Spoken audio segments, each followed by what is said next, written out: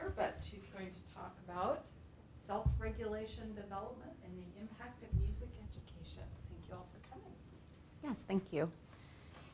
This topic is interesting to me because I spent some time researching students with attention deficits and started realizing that when we're talking about attention deficits and we're talking about these behaviors, that there's even a bigger, broader band of behaviors that maybe we're discussing and not really thinking about it. And so the goals today are just to think about what it means to have self-regulatory development, and particularly in my area, I'm thinking about it developmentally, because I'm working with and teaching a little bit of preschool, and I'm hoping to get back into that now here in Wisconsin. I'm hoping this presentation will actually help kick me back into my research agenda where I left it in Arizona.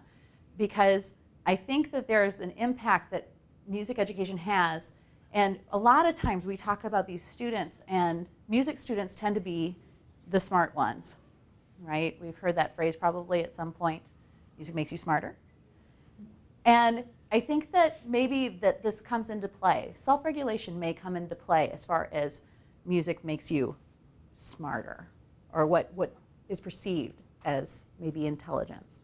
And so we're going to talk a little bit about this, but first I want to know, what is it? Do you have a definition or a schema of what that might be, self-regulation? Mm-hmm. There's lots of different perspectives, so. I've thought of self-control. Okay. Other perspectives?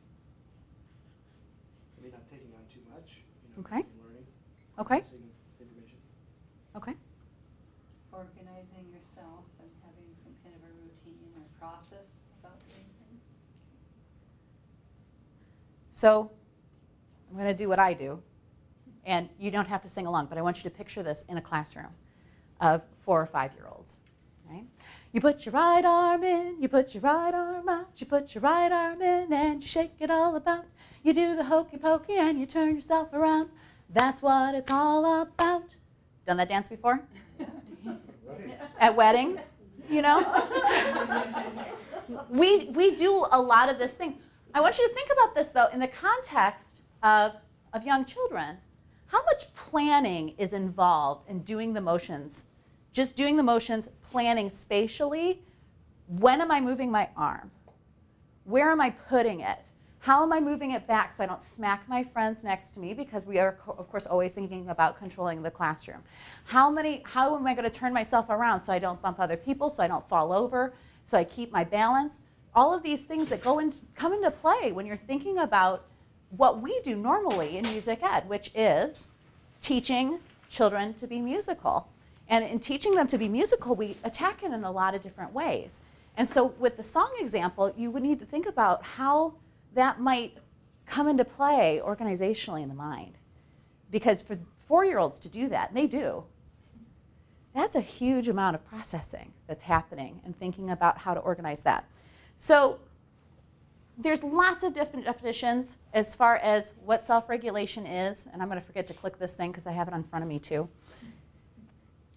And I think that part of this is thinking about interaction and response with the least amount of external support possible. What can we do with the least amount of external support? Now this also starts thinking about, and Vygotsky will be mentioned later, but zone of proximal development. How much support do we really need to give to do what we do? And you think of all the tasks you do during the day. We are likely very self-regulated people. All of the things we do, task-wise, every day, that we organize, that we plan, that we go through and do without really thinking about it. But for some, self-regulation is a challenge. And so there's lots of different perspectives: neuropsychological, psychological, cognitive, developmental, and they talk about it similarly but different all at the same time. And so we're going to go through a couple of those.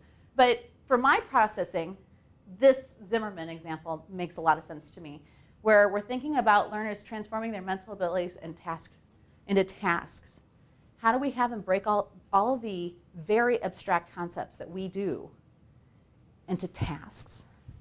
How we plan that out, how we organize the information, and how they actually come to do those tasks.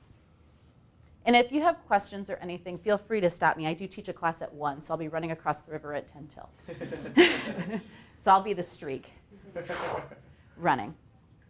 The other thing that makes this even more complex is a lot of times self-regulatory behaviors are also combined with ideas about self-efficacy, how successful you feel you're going to be at completing the task. And a lot of times you have modeling involved with that, which becomes key in some of the ideas that I have about music education and self-regulation. And those models become very important. Motivation. Motivation's a big one too. And self-determination theory, and thinking that they're going to end up being maintained or abandoned. What activities are important? How are you going to decide what those things are? And how are you going to end up having which activities and how you're going to learn it and what's going to happen with that? So there's a lot of complexity here because there's so many ways of discussing it.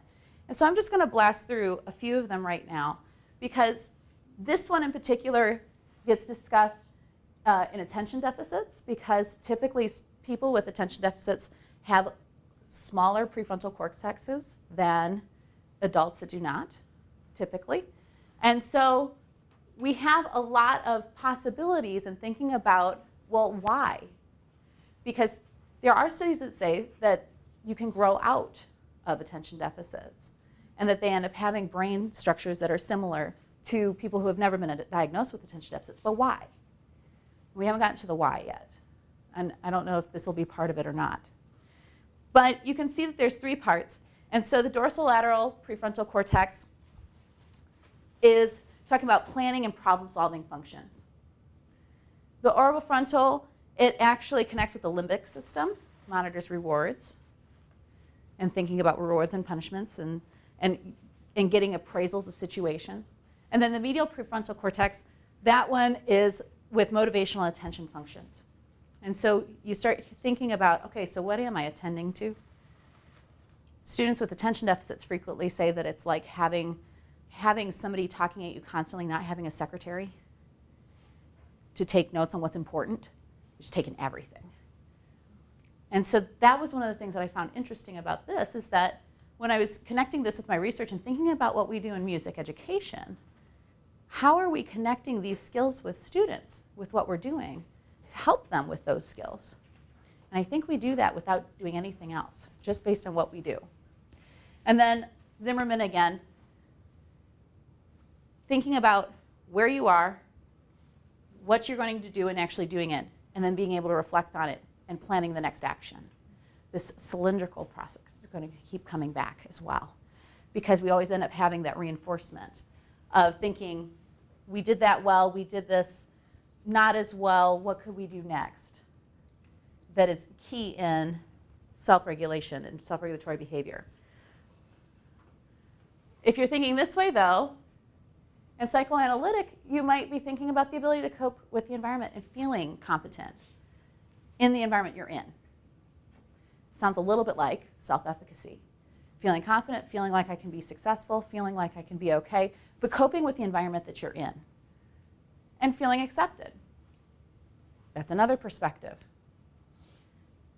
The behavioral perspective, punishment, reward, reinforcement.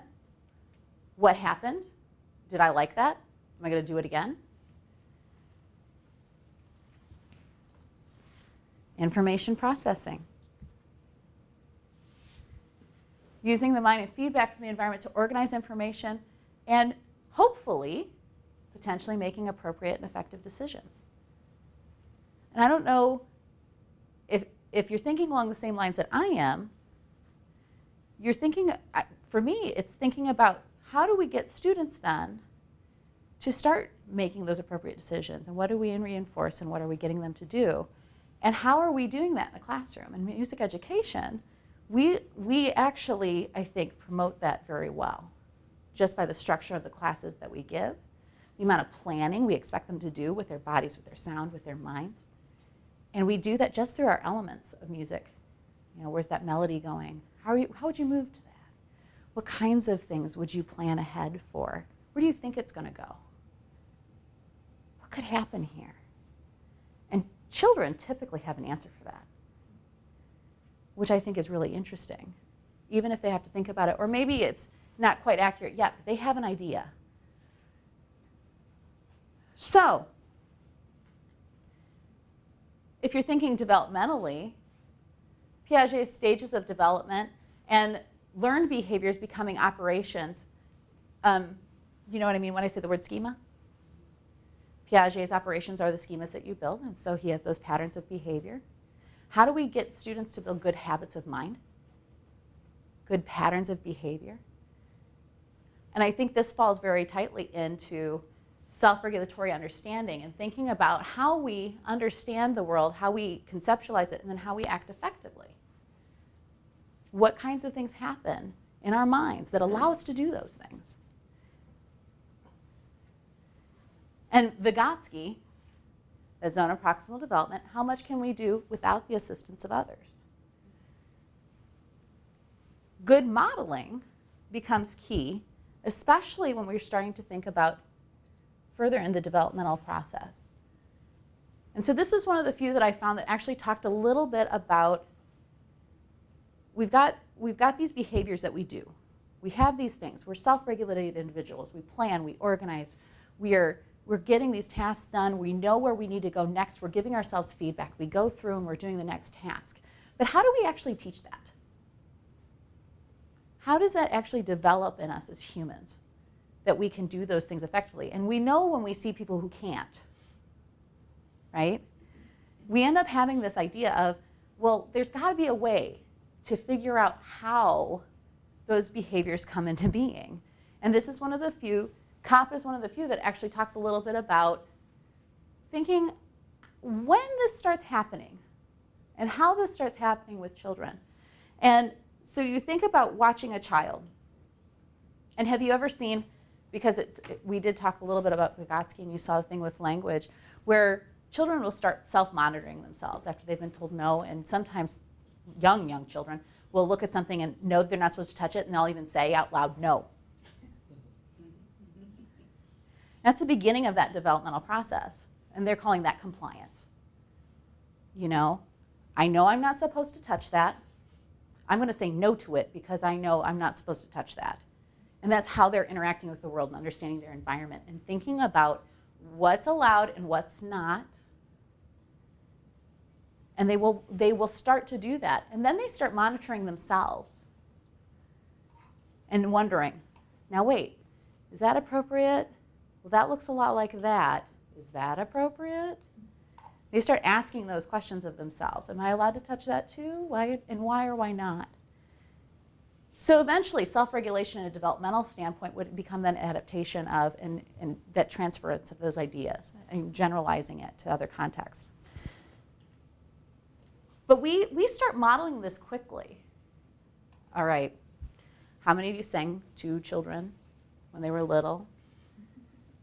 We signal patterns of sleep. We signal patterns of play. We signal all kinds of things. They get used to a certain pattern of life.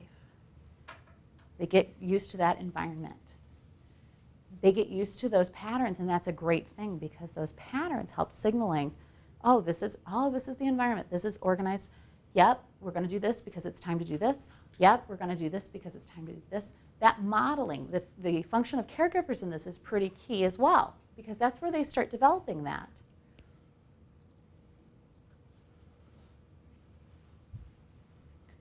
I found this picture and thought, that's so my son. And that's why it ended up on the slide. So Kopp would say that there's a compliance links with cognitive processes of attention and comprehension. That as the word comprehension increases, compliance also tends to increase. They know what you're talking about, and so they know whether or not they should do it. And they start understanding more, and they start thinking more and going, oh, well, if I'm supposed to do this, product compliance is completing an action when asked to do so. Go pick that up. Oh, okay, and pick it up. That's product compliance. Versus self-initiated compliance, where maybe the child would do that on their own. Oh, that's on the floor. I'm going to go pick it up. Picking up the toys, putting them away, knowing that that's a pattern of expected behavior. And realizing that, and we run into this a lot, inhibition being easier than modulation. Stopping the behavior before it starts is way easier than changing it while it's midway in progress. But at this age, at this very early age. Obviously, it's still sensory motor based. But do you hear the patterns of this modeling and the patterns of thinking about how we start learning how to plan our action? How do we start learning how to plan what's going to happen next? How do we learn to organize our thought patterns?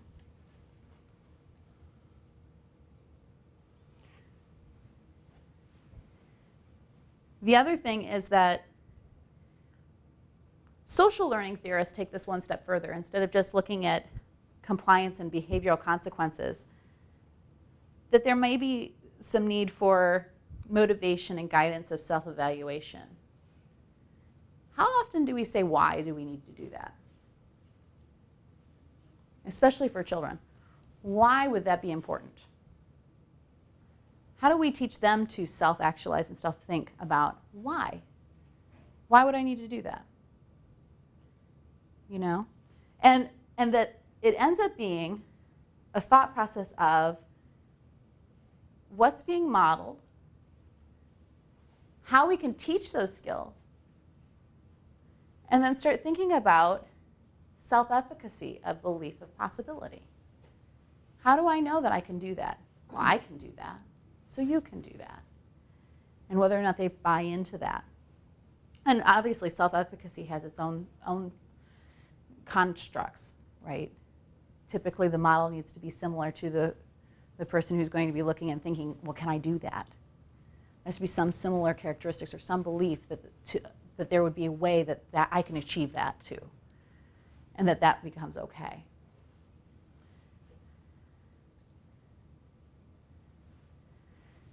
This is the model that I think I most resonates with, and probably part of it is because of my music background.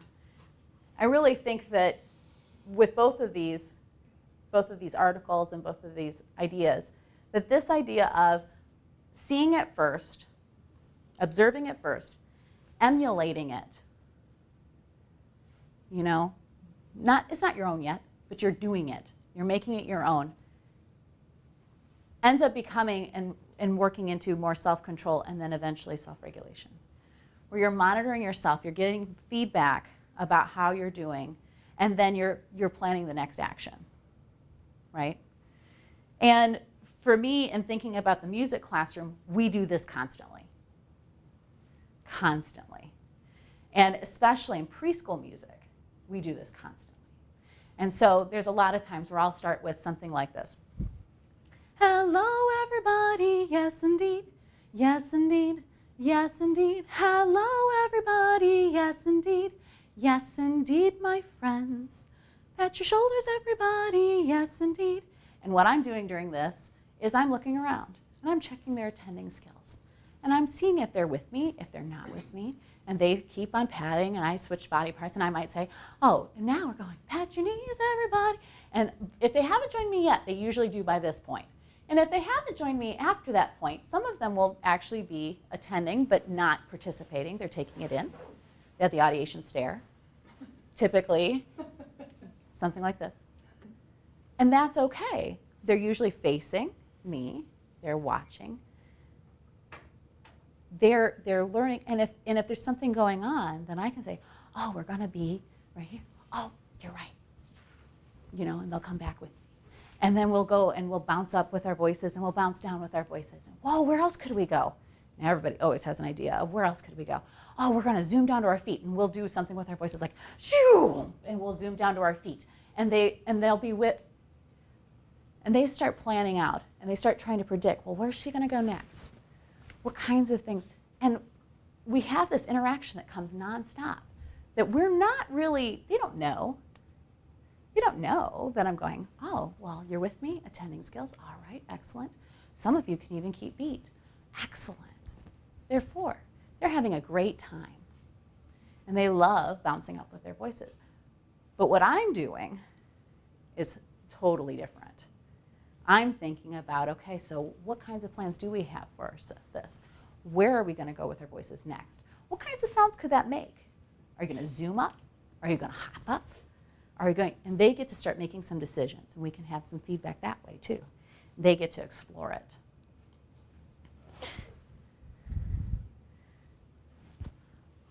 One of the things that I think is interesting about self-regulation and thinking about its development is that typically at first, and I've seen this happen, maybe you have too, that these things start externally, right? We model, we give feedback, we say, nope, you gotta do this.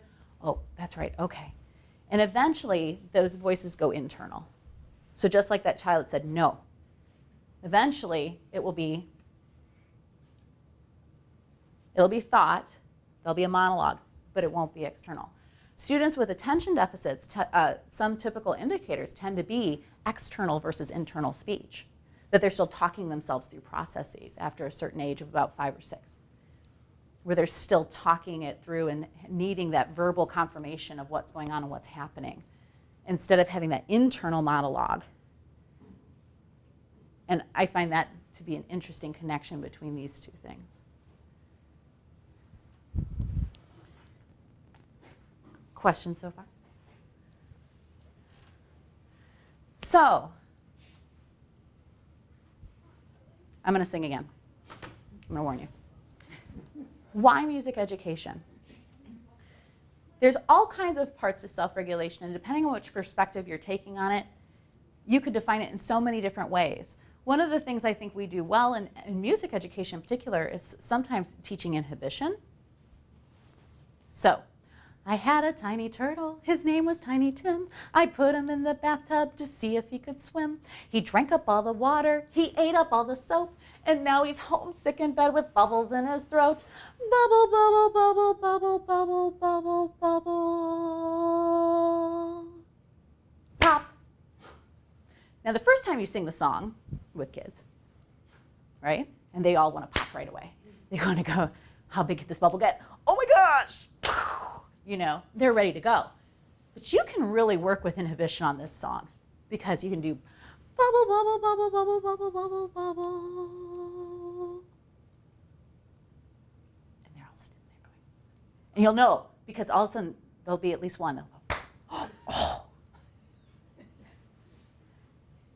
But that's a skill. That's a really big skill. And after a couple of minutes, they get the scheme and they're going, oh, we gotta wait. Sometimes you'll speed it up and go, bubble, pop, oh, you know, but we're just playing with their inhibition skills. Can you wait? You seen the marshmallow test? Have you seen, they put a child in a room with 2 marshmallows and say, don't touch one. And if they're both in here when I come back, you can have both of them. But they will do everything but touch it. And some will just give up. One child licked it. You know, I didn't eat it, but you know, it's that same kind of principle. But we end up talking a lot of times in music ed, at least, or the articles that I found, we talk about self-regulatory skill as far as practicing goes. And so when we're talking about practicing, we think about that feedback loop again, right? So we know what we need to practice, we practice it, how'd we do? What's our next plan? Okay, go back. Now, I've been a musician for a while. It took a long time for me to learn that that's how I had to practice. At first, it was, I played it 3 or 4 times. There we go. I'm out of the room. I practiced. I see students who will do that, right? I taught middle school. They go, did you practice it? Yep. They did. But they had no plan. How do you teach them to know what they need to do it, and then know how they did on it? Which is the part where they go, well, it sounded fine. Why did it sound fine? Were the rhythms correct? Did you play the right pitches? Did you have the horn put together correctly? There's all kinds of things that they don't think about that need to be modeled for them as a thought process to start that feedback loop. And one of the students I actually worked with on her practicing behaviors, she had attention deficits, and she said the only reason she felt that she was really self-regulated was because her teachers over time specifically taught her this loop. And she always had that plan going in of what she was going to do. And she set up the room just so that it wouldn't distract her. And if she left the room, it was over. You know, she would do stretching and she would keep herself regulated in the fact that she would show fatigue, and so she would honor that and stretch for a second, put her viola down, stretch, you know, get back, and be ready to go. But she had been trained to do that. And we don't always think about that kind of training and that modeling. But we do think about it when we're trying to teach other skills, right? Hand washing. My kids have a hand washing song. Absolutely. Between the fingers, backs, hands, spaces in between. Again, between the fingers, backs, of hands, and spaces in between. It's very effective. Between the fingers, backs, of hands, spaces. Good. And if you sing it a couple times, you got enough time under the water, right? So we've talked about how music can help with other skills, and we even have the hokey pokey in the cartoon. But the hard part for me as a music educator is knowing that my course subject typically is used in that way, but knowing its internal value is so much more. Because the things that I'm talking about with inhibition, that's just part of what we do. We love setting up tension and release. That's what makes our subject interesting. We love following those lines and going, man, I don't know where this is going, but it's exciting. What could be next? And getting students to think that way, getting them to hear that, getting them to physically move to it and think about, oh, it blew up, or something, whatever they would end up saying about it is a totally different thought process than just saying, we're going to do our hand song. But it's very, very common to think about it that way. So now there's a few studies, and I'm going to really glance at these because I'm just looking at time, and I'd like to get to any questions if there are any. There were some studies done just to see what the power of music and the potential of music and other subject areas sometimes, but this was, for example, creative dance. They saw a significant improvement in social skills and a reduction of behavior problems when they had music and dance together.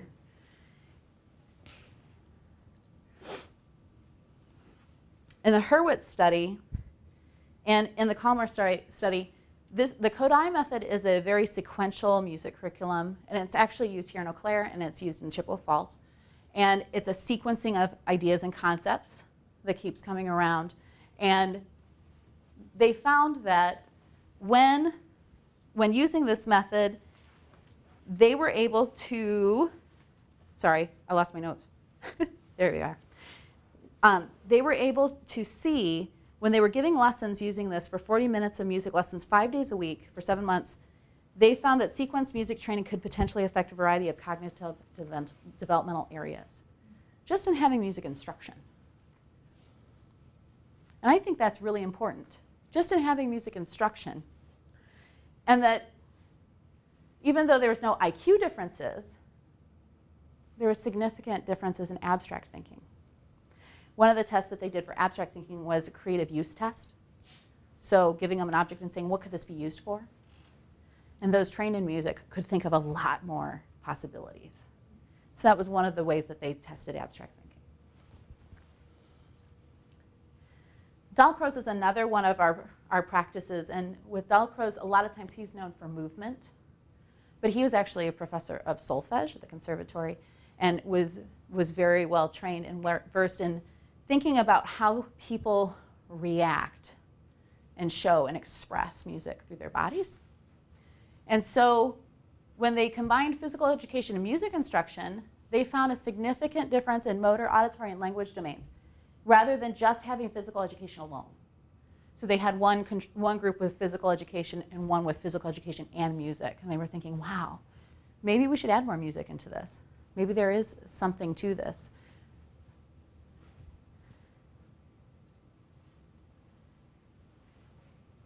In this study, they had a significant difference in, oops, more notes jumping, dynamic balance. Dynamic balance refers to maintenance of equilibrium in rapid changes. So if you're going to change motion really quickly. They found significant difference in the ability to dynamically balance when using movement and music. But again, this is not self-regulation yet. This is one of 2 studies that have actually looked at this that I've found so far. And I've been looking. This one I would actually really like to reproduce because I think it would be very interesting. Kinder Music is a program for preschoolers. And this one, they actually explicitly looked at how self-regulated students were in tasks. Those who were currently taking kinder music across the board had significantly higher self-regulatory skills, according to the battery of tests they were giving that tested self-regulatory skills, than those who were previously enrolled in kinder music but stopped taking it. And those were higher than those who had never been enrolled in kinder music whatsoever. So they were really thinking about just what is the effect of being in part of a music program? What's the effect of music training that's developmentally appropriate on children? There's one other study that just recently came out, and I'm excited to read it, because this one actually talks about musical play. And they're seeing that there may be emergence of self-regulatory behaviors just by having children do musical play, playing with musical concepts, just like I did with Tiny Tim and with Hokey Pokey, and with getting them involved, getting them doing. And this study is out of the UK, and I feel like it's telling us things that maybe we've known all along, but just haven't been able to verbalize because we haven't had any hard data. So some of the implications of this, we talk a little bit about internalization. The private speech, we talked a little bit about that, and they found the same thing in those studies, that more students who were using private speech versus internalized speech were having problems with task completion. But what I really want to highlight in just the last couple of minutes I have is this fading effect. With the kinder music study and with another study, they found that once music instruction stopped, there was a fading effect. So if they don't continue instruction and learning these skills, they do go away. And yet we cut specials all the time. So I think in my wonderings and where I want my research to go is, I don't like this phrase, and I don't think it's accurate. I'm thinking the phrase actually could be that when you're getting music training, when you're working musically, you learn how to become self-regulated, and those skills transfer into your daily life. You learn those planning skills, the organizational skills, all of those great, wonderful things that we teach through music instruction. I don't think it makes us smarter. I think it makes us more self-regulated. And so I'm hoping at some point that my research line will start showing those trends. Questions for me? I know you've been working on preparing for this. Do you have a thought yet about what direction specifically you might go with this, or are you at that stage? I have already designed a couple studies in my head, but I've been working on building relationships with the local preschools, and I have to have students in their placements anyway. My intention is this semester to start going out and teaching preschool music for the 4K once a week, and just start being seen, and then hopefully getting in and being able to do some studies and some work. I have a colleague who is an early childhood specialist that I work with a ton, and we've actually published an article recently about Kodai levels or Kodai and icon use. And she has some tapes that I think we're going to analyze as well, of things she's already cleared from IRB from her musical play program, to kind of get a baseline of thinking what curriculum could look like. Because the other thing that I think I mentioned, most of these are psychologists. Curricularly speaking, I think there's a lot of things we could do where we could say, here's what we're teaching, here are the self-regulatory skills that we're focusing on in this segment, here are the things that we're looking at. And I think if we analyze those videotapes, I think we'd find some very interesting connections from the first day, because she did the whole semester long teaching once a week to the end, and getting an idea what some of those behaviors might be, what some of those things that we could really target on with certain activities. So I'm in the very early stages of just building groups. I did meet somebody from Head Start. I think this would be very interesting to implement in Head Start, and seeing those students who are already at risk, seeing what we could do for them as far as planning goes, and thinking about, again, not developmentally speaking, they would need more training after. But if we could show a difference, it'd be a pretty compelling argument for music education. the students in the kinder music program? What age is that? That's preschool. Oh, that is preschool. Yep, kinder music is typically, I'm trying to think what the age levels were, but it's typically preschool, ages 3 through 5, 6. And then I should mention Kodai or Dalcroze, all of those people from our European tradition that we use a lot of their pedagogies from, often encourage music instruction as early as age 2. So, and when I talk about instruction, obviously I'm thinking developmentally appropriate instruction, right? We're keeping beat, we're rocking, we're playing games.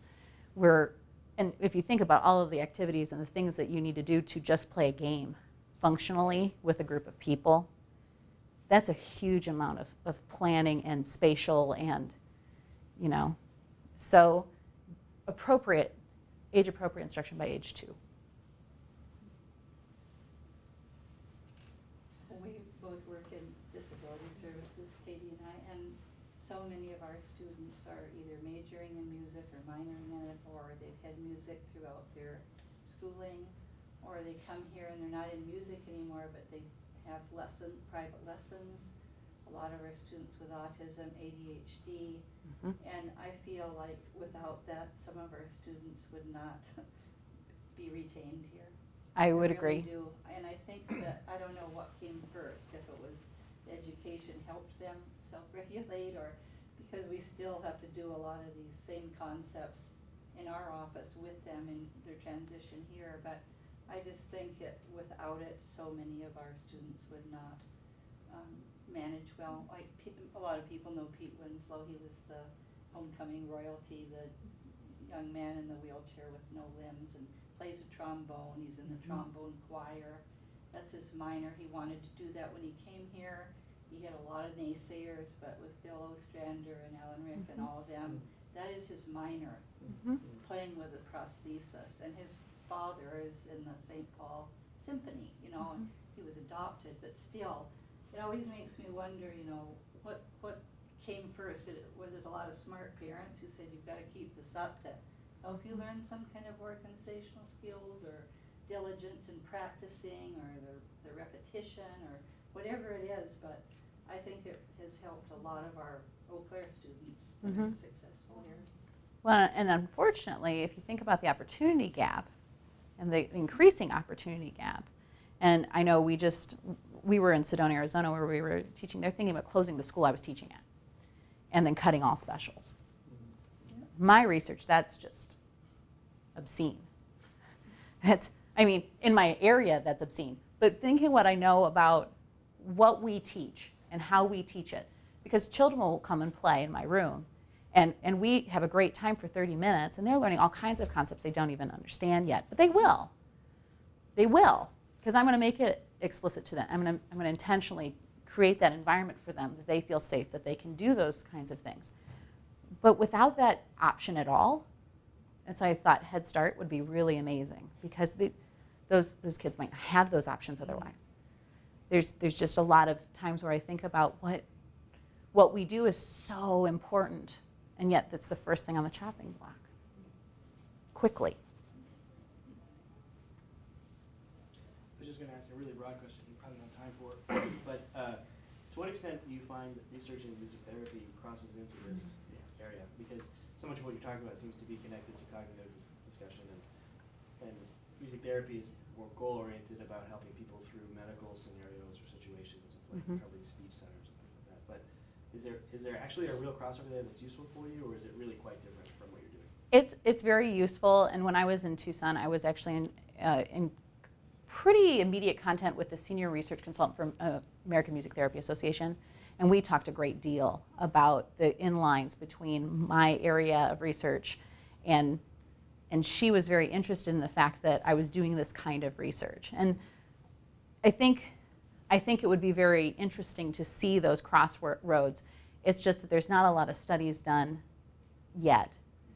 And I think that it would be great if we could align those. Because I think that there's ways, music therapy does such amazing things for people. And I feel it's underutilized. And I think she would agree with me that if we were able to show how just doing music, what I'm calling music, just doing music and being involved in music and understanding those processes can help build the mind.